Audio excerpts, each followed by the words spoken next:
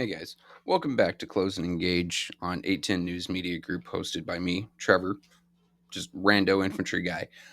Today, I'm releasing another video because I felt really bad about how my Marine Corps video came out. Um, I don't have the permissions to delete it, and honestly, it's already there.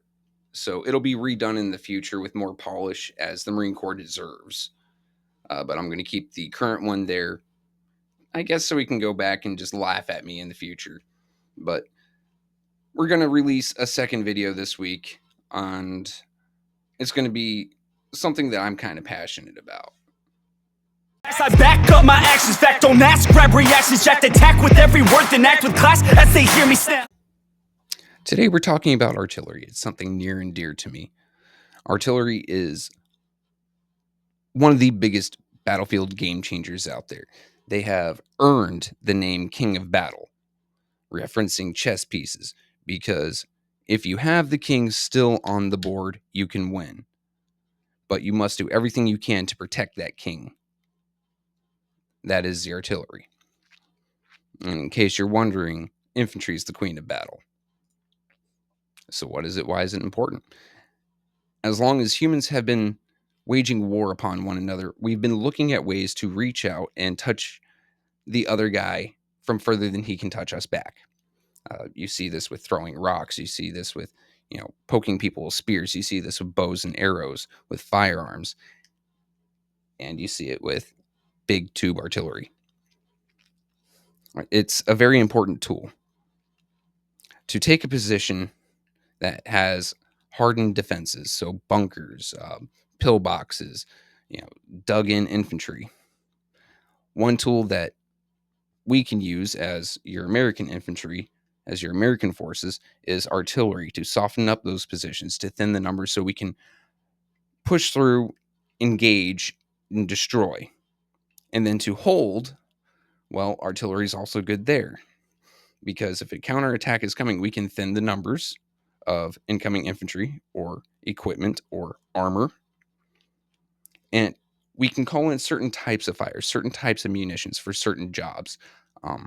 We'll get into some of these here in a little bit for some of these weapon systems, but that is in essence why the artillery is so important to me as an infantryman. It is a very important tool. It is something that keeps me safe and allows me to do my job more effectively. So why is it important, and what is it? Simply put, artillery is the art of precisely placing large amounts of high explosive warheads on enemy foreheads to solve a problem and keep it solved. And how it works. This here is slightly off topic, but it shows shell trajectory. You can ignore the anti-aircraft gun. You can ignore the anti-tank gun. Mortars are kind of infantry, kind of artillery, mix of the two. They're definitely shorter range. Then you have howitzers. Howitzers reach out further. And then lastly, you have field guns, which aren't really used anymore. So you can take that field gun off of there and put rocket artillery. And that'll be something we're covering today. But what you can see from all these is the ballistic arc. And that is something we have to remember from our video with the Air Force. You have cruise missiles and ballistic missiles. Ballistic just means it follows a ballistic arc, much like these artillery shells do. So what makes artillery dangerous? Well, there's the things you automatically think of. Shrapnel, kicking up debris, chunks of metal flying everywhere, the high explosive part of it. But what most people tend not to think of is something called hydrostatic shock. If you break the words down, hydrostatic, or hydro, water, static, meaning it likes to stay still. You are a bag of water. It does not like to be violently shocked. So if you think about hydrostatic shock, think of a water balloon being slapped and that jiggle. That is dangerous to the human body. That is dangerous to many things. That is one of the key things that artillery can do. Instead of just hitting a building and it exploding, instead of just hitting the ground around and sending thousands of pieces of razor sharp pieces of metal flying everywhere. You also have to worry about the hydrostatic shock, or the shock wave pushing off of the explosion and pushing the human body, as squishy as it is, and jittering and juddering everything. You can see everything from, well,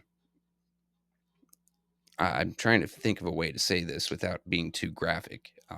I like our audience here, but basically, it can rupture organs and cause organs to fail just by being hit with a kinetic force.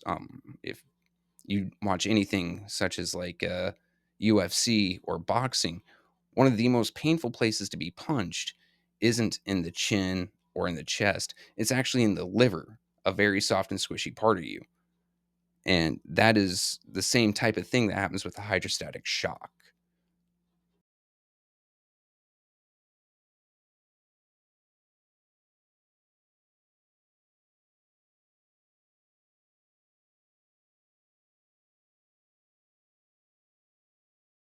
So, just like that water balloon that we just watched, that is what happens to your body when an explosion goes off next to it. And this could be really any type of explosion, even a propane explosion.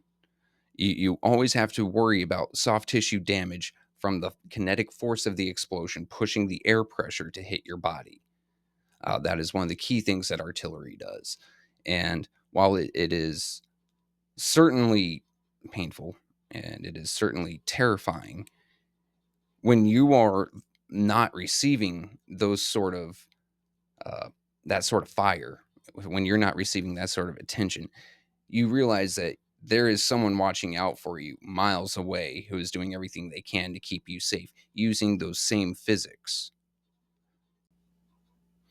So now we come on to our first piece, and we are going to be comparing and contrasting American artillery and Russian artillery. And spoiler, Russians have a lot more artillery, and in many cases, they do outrange American artillery.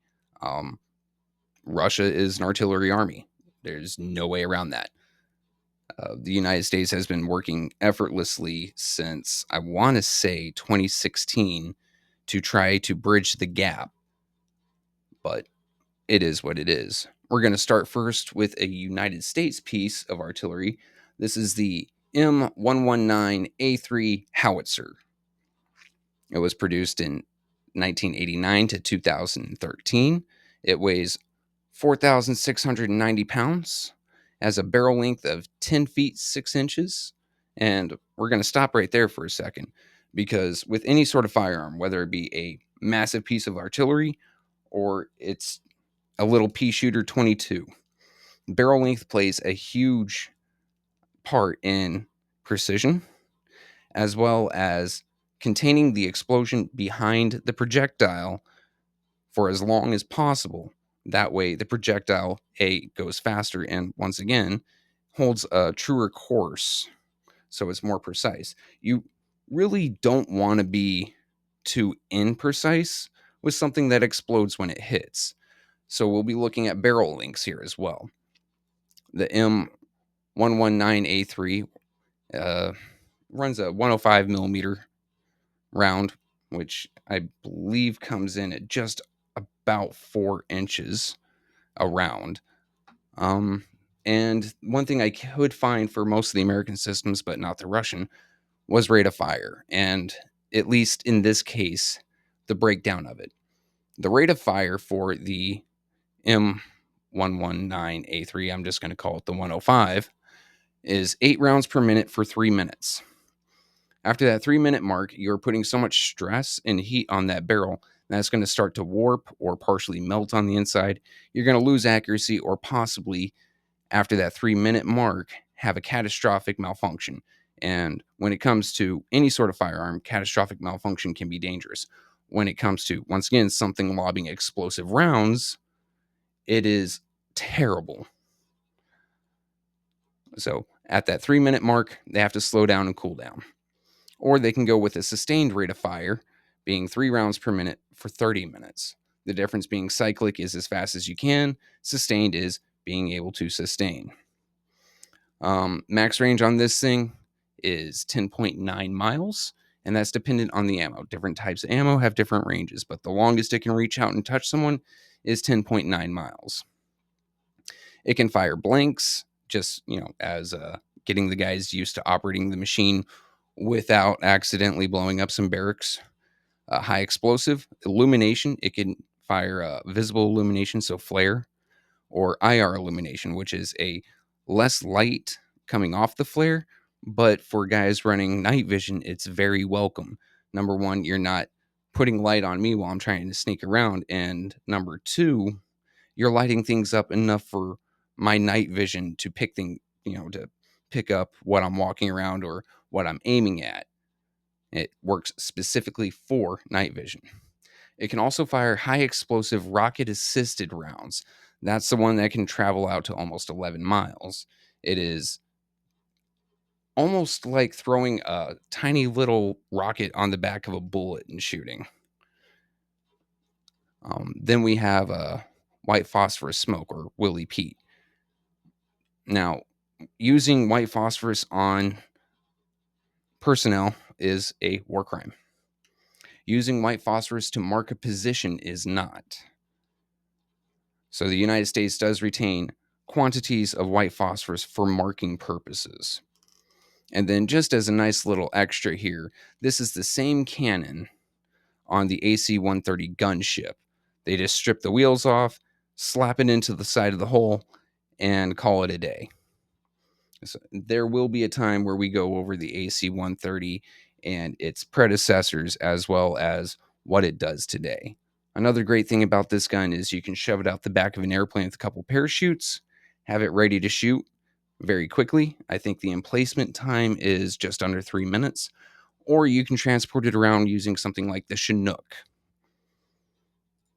Next up, we have the 2A65B howitzer. This was started production in 1987 and is still being produced today. It weighs about 15,000 pounds.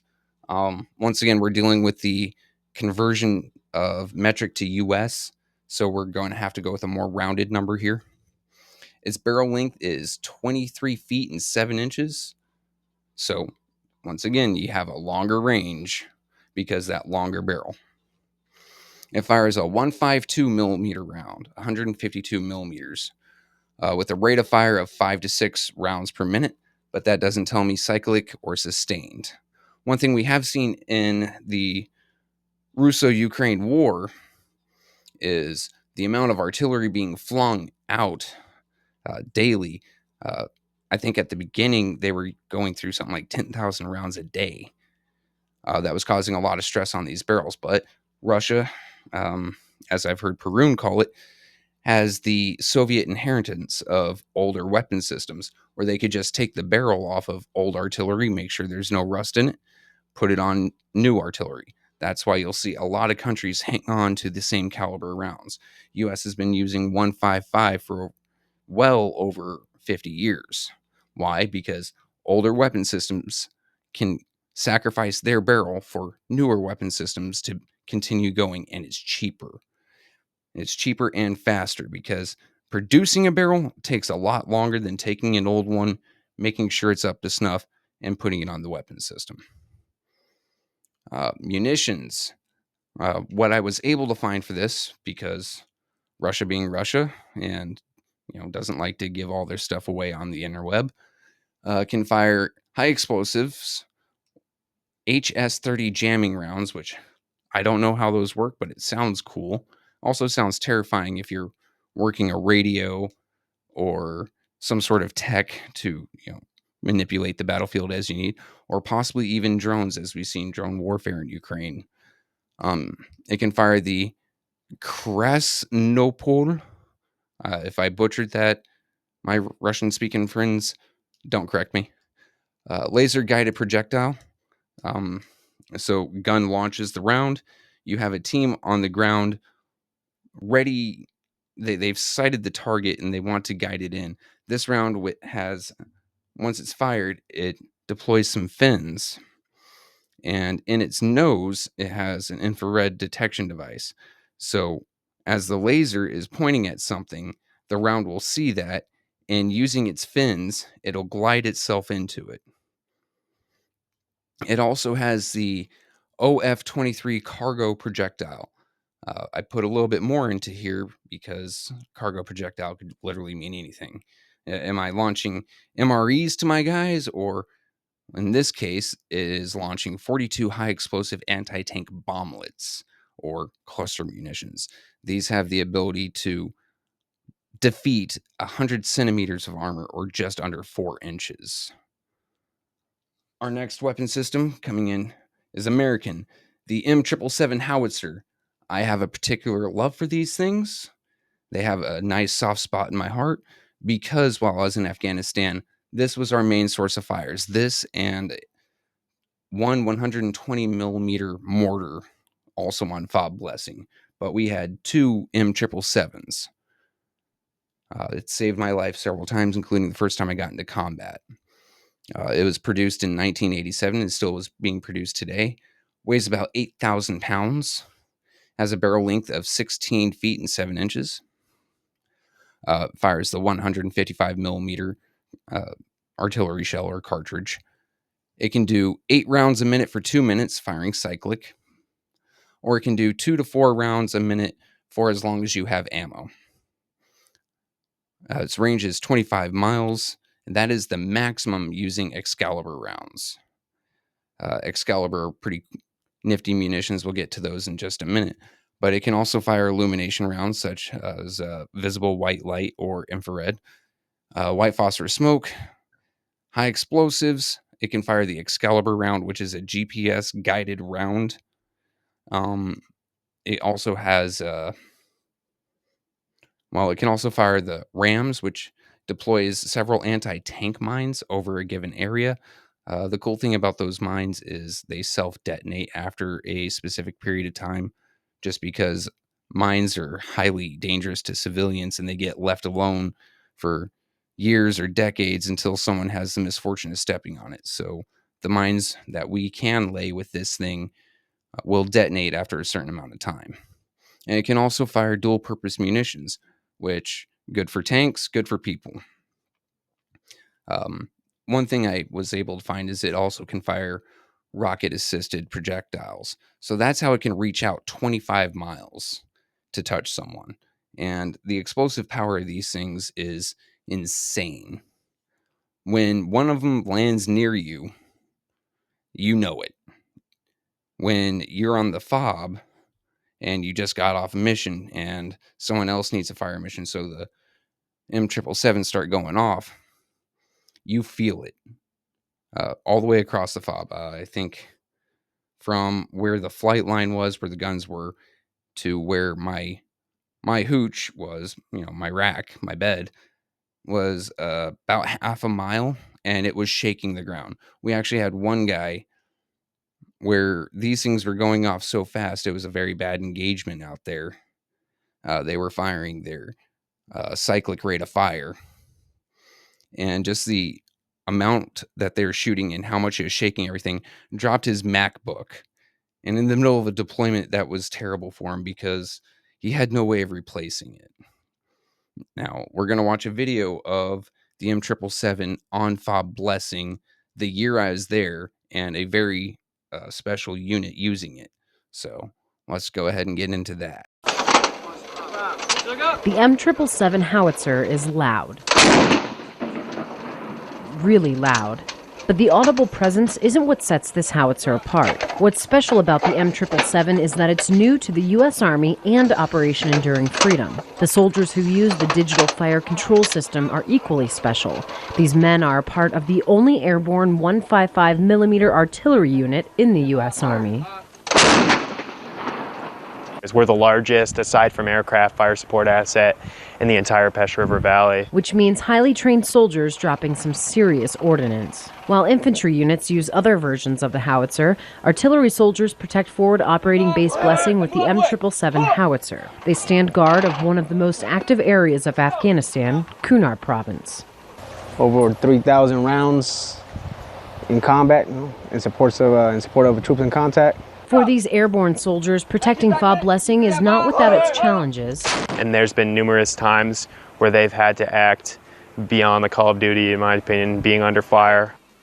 Lieutenant Titus says putting bombs on target can be an even bigger challenge during night operations, but the M777's digital fire control system enables these soldiers to fire accurately. The digital system not only protects the fob, but also troops miles away on the ground. It's pretty vital. You know, they get pinned down by the enemy, we can kind of suppress them and allow them to either break contact or take the objective. Which makes the newest field artillery weapon on the battlefield and the soldiers who operate it a major asset to this area of operation. Specialist Jennifer Dolson, Forward Operating Base Blessing, Afghanistan. So to note, that was while I was there. That was the base I was on, Fob Blessing. And if you look behind Lieutenant Titus there, that angled hill, I'll tell you right now, it is one of the worst climbs I've ever been on. Loose shale, the elevation sucks, the grade sucks, everything about it sucks. I hated that hill. That was OP Hammerhead behind him. We had guys go up there weekly. But if you noticed toward the end there, when everything was in green, when it was in night vision, you saw a starburst in the background. That was just an IR loom. So you could see it through the nods, but regular folks around, all they see is a dull red glow. Not enough to really give off light on anything, but for those nods, it is a game changer. You can actually see what's going on now, especially nights where there's zero loom, because it's night vision, not dark vision. Okay, you need either the moon, good starlight, or ambient light in the area. Well, there's your ambient light. I worked with those guys. They saved my life several times. I cannot speak highly enough about them. And them being the only airborne artillery specialist with a 155 in the U.S. Army makes them supremely special. So, if any of you guys happen to see this video, just from the bottom of my heart, thank you. Let's carry on. The M109 Paladin self-propelled artillery happens to break away from the three pieces that we've talked about already. The three pieces we talked about already are towed artillery. So you either drop them in with a helicopter or drop them off a plane if you're crazy enough. Or you tow it with a LMTV or a Humvee. Now it'd be a MATV since we're moving away from Humvees. The Paladin pulls itself to where it wants to go. This thing is really cool, in my opinion, because it has that same fire control computer as the M777 that we just saw. But it's all inside. This thing can be self-contained against nuclear, biological, or chemical weapons. It's also moderately armored. I mean, it looks like a tank. It parties with the tanks. It is the tank's awkward cousin with the big nose, basically. This thing here also can help defend itself. It's got a 50 cal up top. And yeah, it's been produced since 1974 to today. It weighs 38.1 tons with a 30-foot barrel.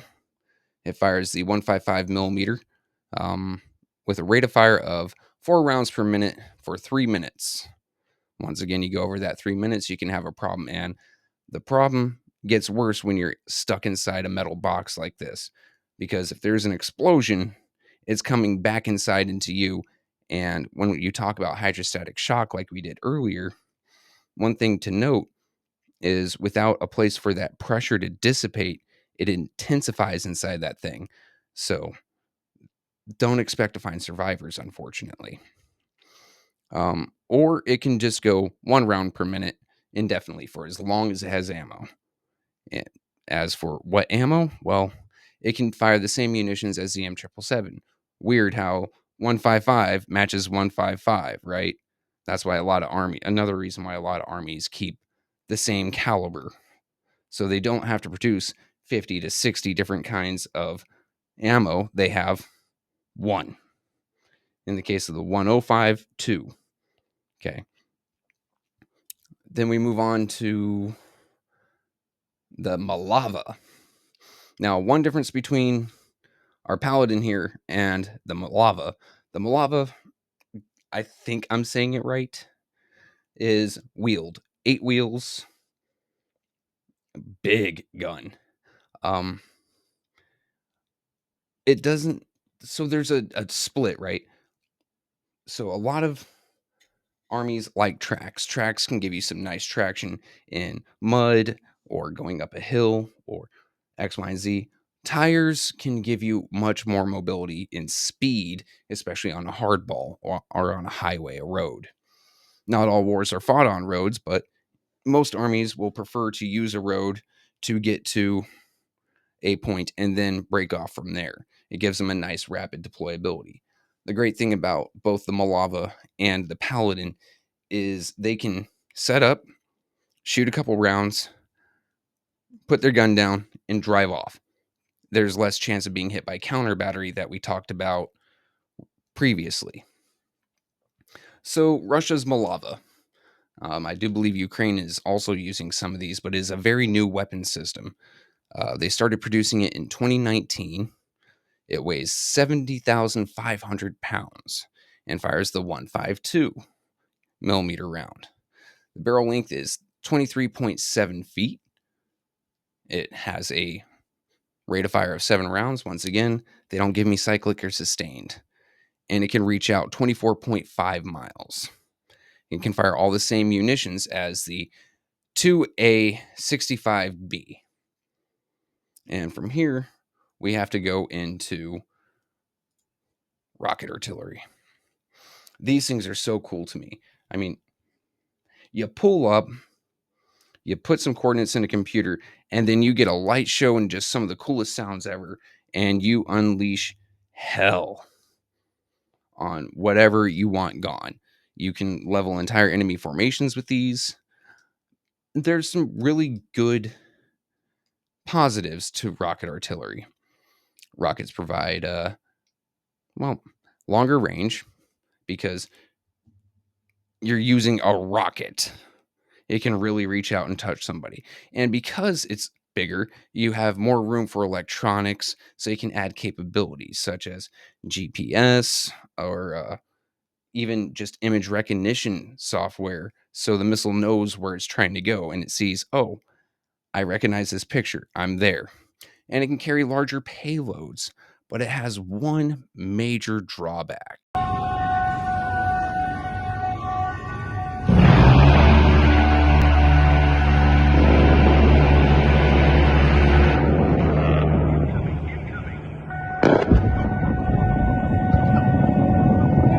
Since the munition is bigger, it also makes a bigger target. What we just saw was the Army C-RAM, which is based off of the Navy Sea-Whiz, take out artillery, just regular old artillery shells. When it comes to things like the rockets that we're about to talk about, they're far larger, which makes them a bigger target and easier to shut down. Plus, you see them on radar far sooner, so you have more of a heads up, regardless of how fast they're traveling. So, one of the biggest disadvantages to rocket artillery is one of its greatest advantages as well, and that's just being its size. Because the bigger it is, the easier it is to intercept. So, first up, we have the M270 self propelled MLRS or multiple launch rocket system. It, it is what it is. It is a tracked flatbed truck, basically, armored cabin with shutters that come down because these missiles get pretty bright when they launch. It can carry up to 6 in each pod with 2 pods. When artillerymen tell you we've got some 6-packs coming, they're not talking about beer. That means they're launching at least 1 pod of 6 missiles where you want them. This thing's been produced since the 1980s. It's still being produced today. It weighs 52,990 pounds. It comes in 3 different rocket sizes. Typically, the U.S. Army likes to keep things standardized. This weapon system uses this size, but with this system, you can't. We don't have too many rocket launch systems, but we need different rockets for different jobs. So it can run in each 6-pack, 6 227 millimeter rockets, or 2 430 millimeter rockets, or 1 610 millimeter rocket. It has a range of 5.6 miles at the minimum, or 310 miles max. We recently saw, right before Donald Trump took office, while Joe Biden was still in office, the U.S. start authorizing the use of Ukraine to use some of the full extent of the long-range missiles. It can use the, I wrote this down here, precision strike missile that is the 430 millimeter rockets. It can use the ATACMS, because we always have to have fun toddler names for our weapons. That one is the 610 millimeter rocket. It can also run the guided multiple launch rocket system, or the GIMLRS. That is the 227 millimeter rockets. It can also use cluster munitions, or DPICM, standing for dual purpose improved conventional munition. So these are cluster bombs. Works on both armor or people. What did you expect? If it works on a tank, it works on a person. The cool thing about these is, number one, they self-detonate after a while, because cluster munitions are just as bad as landmines when it comes to civilians stumbling upon them later down the line. Something shiny in the dirt, let's go touch it. It happens to be a UXO, and someone who wasn't even alive for the actual conflict is now injured by it. But the cool thing about the US is, when we have used cluster munitions and we have produced them, we made sure that there's a sub 1% failure rate. You can never have 100% success rate, so sub 1% is good. And then the failsafe of auto detonation after a certain amount of time, it really did help clean up a lot of the conflict areas, because people being hurt later in life or years after the conflict has ended is a terrible tragedy. As a treat, I've got 2 of these videos coming up, one daytime shoot, one nighttime shoot. So let's go ahead and take a look at what these bad boys can do.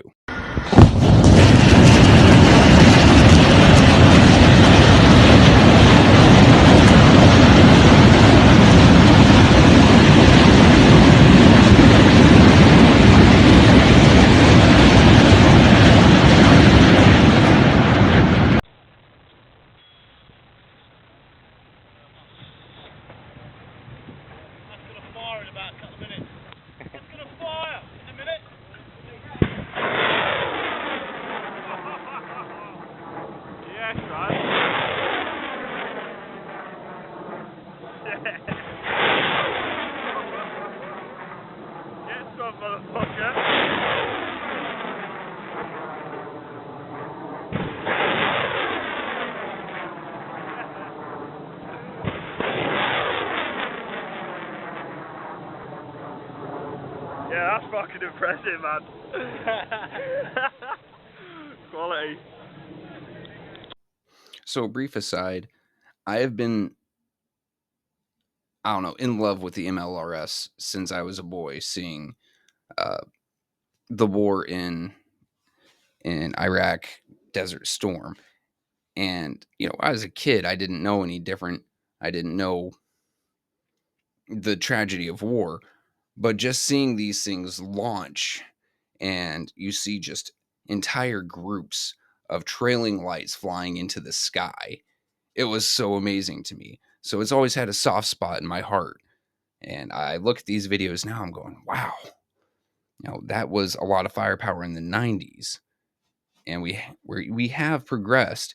And instead of making a brand new overall weapon system, instead we refined what that weapon system uses. So I thought that was pretty cool. Yeah, let's go ahead and continue on, shall we? Now, I know this one seems like I'm talking crap, but for once I'm not. This is the Grad. BM-21 Grad to be exact. Produced from 1963 to today, weighs 30,225 pounds depending, and we'll get into that here in a second. Rocket size 122 millimeters. Rate of fire 2 rounds per second, and it can launch 40 rockets. So 20 seconds to get all 40 out. It has a minimum range of a third of a mile, all the way out to a maximum range of 32 miles. Munitions, what I could find is HE, or high explosive, incendiary, cargo, which allows them to deploy anti-tank mines, anti-personnel mines, anti-infantry mines, as well as cluster munitions. Now, the reason that it seems like I'm talking trash, but I'm not, as well as the depending on weight, is you can chop up that rocket block there and you can put it on anything. I've seen BMPs with a cut down version of that same rocket system on them, or you can see here some just old cargo trucks or some up armored 8-wheeled cargo trucks, all the way down to something like a Toyota Hilux. It even comes in single rocket versions, so you can in place an anti-tank position, or something for blowing up a hardened position. So while I'm not talking trash, I know it seemed like it, but this is a very flexible weapon system, and it is in many ways comparable to the M270. At the same time, it isn't. The rockets do not have as much flexibility. They cannot be guided. As the rocket takes off, it spins a little bit through that tube, giving it some rotational velocity to help keep it on track. And then as it comes out, fins pop out from the fuselage of the rocket to help stabilize it. It's not very accurate. But when it comes to a saturation attack, you want an entire area gone. You take 2, 3, 4 of these trucks, you have them unload all 40 of their rockets, and you've got yourself just a wasteland. So if you ever run across one of these, respect it, is what I'm trying to say. And while it's Russian, it looks weird and it looks slapped together. You have to remember, when it comes to war, oftentimes good enough is perfect. So let's see what this thing looks like when it's shooting, yeah?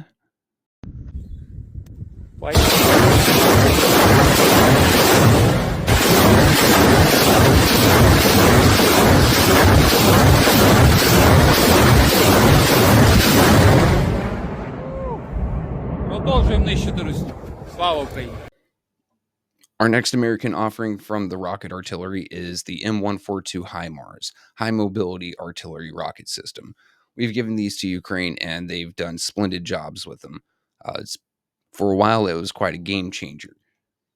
What you'll notice is it is basically the exact same as the M270. They just, instead of 2 6-packs, threw 1 6-pack on. Threw it on a cargo truck. Looks like an LMTV to me, honestly, which is a troop transport / cargo truck. Put a little bit of armor on it and gave it a turntable and called it a day. And that's basically what it was for. They started producing these in 2005. They still produce them all the way up to today. Go figure. And the reason for it is the M270 was seen as being a bit heavy, a bit slow, not as mobile.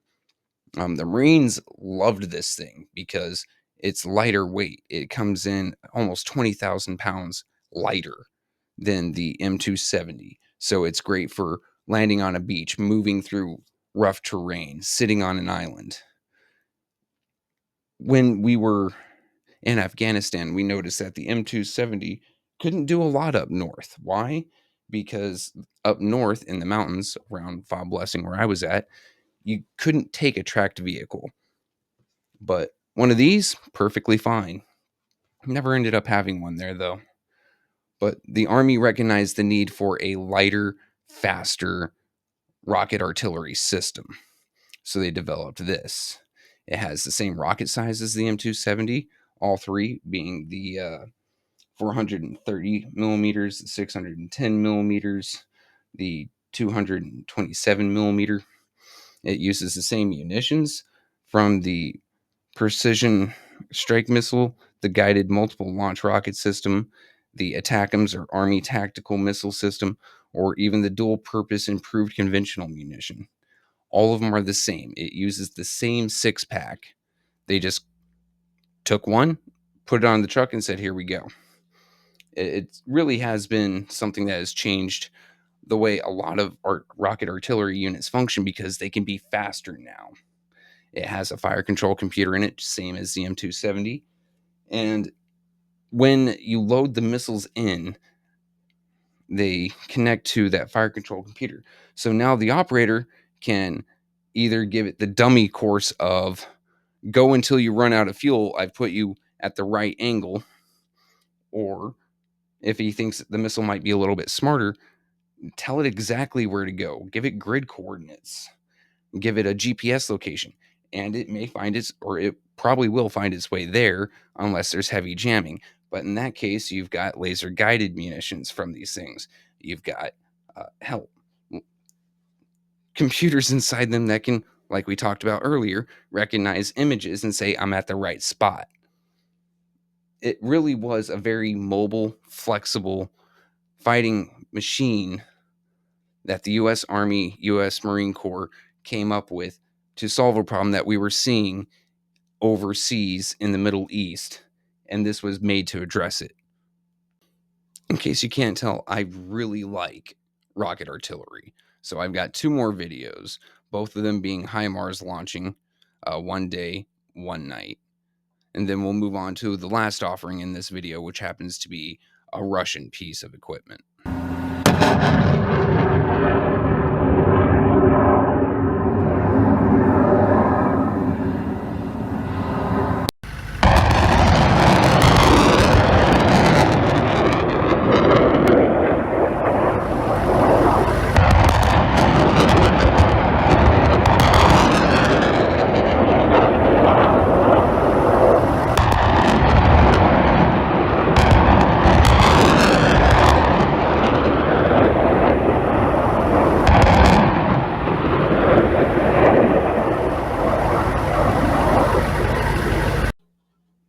Okay, there is no getting around this one. I hate it. I hate it. So technically, the Russians don't call it rocket artillery. They call it a, quote, heavy flamethrower.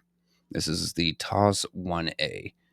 Started being produced in 1988, still produced today. Weighs 100,000 pounds, which is where the heavy part comes from. Rocket size is 220 millimeters. Has a range of about 6 miles, and as far as I know, it only carries one type of munition, thermobaric rockets or vacuum bombs. Putting the words together, thermo being heat, baric being pressure. When these things go off, they spread fuel mixture a split second before a spark or an ignition. It causes a fuel air explosion. So when that fuel catches, it instantly burns up all the oxygen in it, obviously. But because the way it's so dispersed, it collapses back in on itself, causing a shockwave implosion.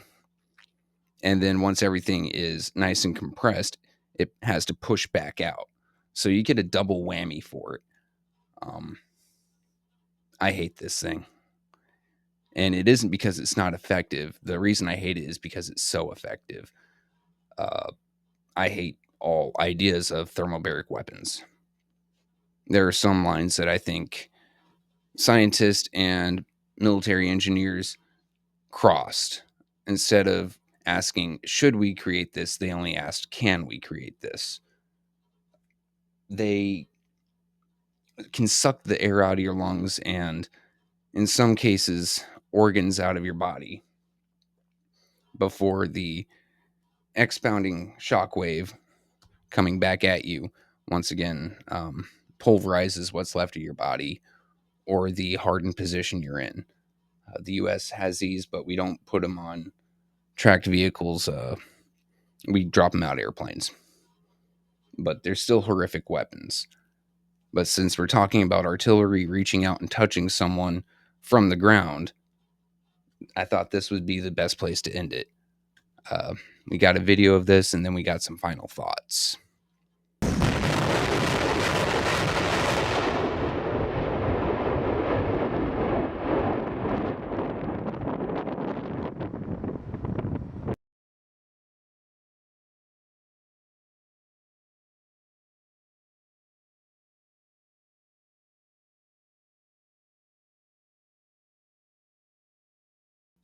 So aside from the Russian rolling war crime called the toss or the heavy flamethrower, we've seen some really cool things in terms of artillery, and we can never forget what artillery is made to do. But we can still appreciate the mechanics and the science of it, as well as, if you're like me and just a Neanderthal, big boom. Once again, I'll reiterate, as an infantryman, I have nothing but the most high regard for artillerymen on my side. Artillerymen on the other side, however, I have nothing but the deepest hatred for, because it is someone who can reach out and touch you, place a warhead on your forehead, and there's nothing you can do about it. But this has been Close and Engage with Trevor on 810 News Media Group. Once again, this is a early video because of how bad I feel I messed up with the Marine video. I hope to catch you guys next Saturday. I'm going to have to go over missile defense thanks to the request of Wintis Hall on the Morning Bump. And I'll catch you guys in the next one. Leave me a like, comment, or subscribe. Got nothing to lose, cause I fought and felt the bruise. Now I'm not the one confused. Call the shots and they produce.